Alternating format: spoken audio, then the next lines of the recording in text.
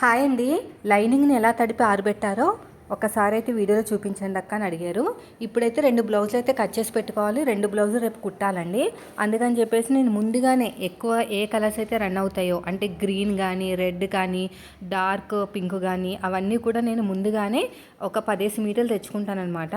So present నేను బయటికి వెళ్లకుండా 2 కలర్స్ అయితే అందుబాటులోనే ఉన్నాయి నా దగ్గర అయితేని. ఇది వచ్చేసి నేను 1 మీటర్ ముందే కట్ చేశాను. తర్వాత ఇంకొక బ్లౌజ్ తీసుకొచ్చారు. సో నా దగ్గర ఉందిలేండి సేమ్ కలరు. ఇక్కడ ఆల్రెడీ 1 మీటర్ కట్ చేశాను కదా, ఇదే కొలతతోటి మళ్ళీ కట్ చేస్తున్నాను. అయితే అర్జెంట్ బ్లౌజులు వచ్చినాయి నాకు ఇప్పుడు. అంటే రేపే ఈరోజు కట్ చేసుకోవాలని అయితే రేపే కుట్టాలి. బయట కూడా ఎండ లేదు. ఇప్పుడు టైం వచ్చేసి 5:30 అలా అవుతుందన్నమాట. సో అలాంటప్పుడు నేను ఏం చేస్తానో మీతో వీడియోలో షేర్ చేసుకుంటాను. వీడియోని ఎక్కడ స్కిప్ చేయకుండా చూడండి. వీడియో నచ్చితే ఖచ్చితంగా లైక్ చేయండి. ఈ రెండు కూడా కలర్స్ డిఫరెన్స్, ఓకేనా? అంటే కలర్స్ డిఫరెన్స్ ఉన్నప్పుడు ఒకదానికొకటి అంటుకోకుండా ఉండాలి అంటే ఖచ్చితంగా సపరేట్గా నానబెట్టుకోవాలి. నానబెట్టుకునేటప్పుడు కనీసం 10 నిమిషాలైనా ఉండాలండి. ఎంత టైం లేకపోయినా 10 మినిట్స్ అయినా మనం ఇలాగా మొత్తం కూడా నీట్గా అన్ని వైపులా తడిచేటట్టు శుభ్రంగా పిండేసుకుని మళ్ళీ ఆరబెట్టుకోవాలన్నమాట. సో ఒక 10 నిమిషాల పాటు అలా ఉంచేస్తే అందులో ఉన్న ఎక్స్ట్రా కలర్ మొత్తం కూడా కిందకి దిగిపోతుంది. సో నేను 10 నిమిషాలు అయిపోయిన తర్వాత బాగా పిండేశాను. 10 నిమిషాలైనా ఉండాలండి. అప్పుడే సింక్ అయిపోతుంది మొత్తం, ఎంత సింక్ అవ్వాలో అంతా. అయిపోయిన తర్వాత ఆరబెట్టేసుకుని ఐరన్ చేసుకోవాలన్నమాట.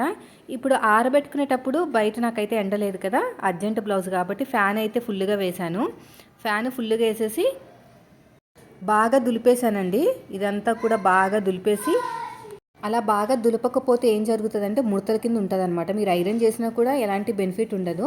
ఇలా పొడుగ్గా సన్నగా ఉన్న దాని మీద వేయండి, ఓకేనా? సన్నగా అంటే పొడుగ్గా ఉండాలి, మరీ అప్ అండ్ డౌన్ ఉండకూడదు. ఇదొకటి. తర్వాత ఇంకోటి వచ్చేసి పైన వేస్తాను. ఇది కొంచెం నీట్గా సదిరేసుకోండి మొత్తం కూడా. ఇంకోటి వచ్చేసి గ్రీన్ కలర్ అండి. ఇది సపరేట్గా వేసుకోవాలి. మళ్ళీ దగ్గరగా వేస్తే కలర్ అంటుకుపోయిన ఛాన్సెస్ ఎక్కువ ఉంటాయన్నమాట. ఇది మంచం మీద వేస్తున్నాను బెడ్రూమ్లో.